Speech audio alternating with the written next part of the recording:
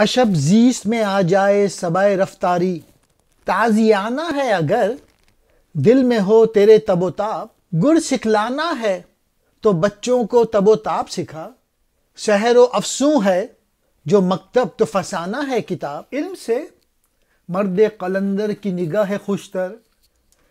درد مندی اگر انسان میں پیدا نہ کرے، ہے قلندر کی نگاہ سے بھی وہ خوشتر لاریب، دل خوددار دو عالم کی جو پرواہ نہ کرے، اس بشر سے کوئی خالق کو سروکار نہیں،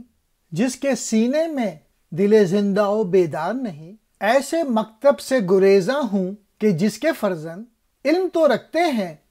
باطن کے نگہدار نہیں، مسلسل جد و جہد محنت انسان کو اعلیٰ مقام پہ پہنچاتا ہے، ایسا جوش و جذبہ جو جد و جہد و عمل کی خاطر ہو ہمیشہ کے لیے ضروری ہے، اور جو زندگی کے گھوڑے کے لیے چابک کا کام کرتا ہے۔ اے ملت کے لوگوں، تو اپنی اولاد کو یہ تب و تاب سکھا، اس میں اپنی تربیت سے ایسا جوش و جذبہ پیدا کر، کیونکہ عصر حاضر کا جو طرز تعلیم ہے وہ غیر حقیقی ہے۔ ایسی تعلیم دے جس سے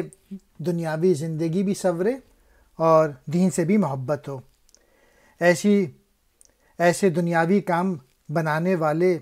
اور سوز و گداز یا جذبوں سے عاری علم کے مقابلے میں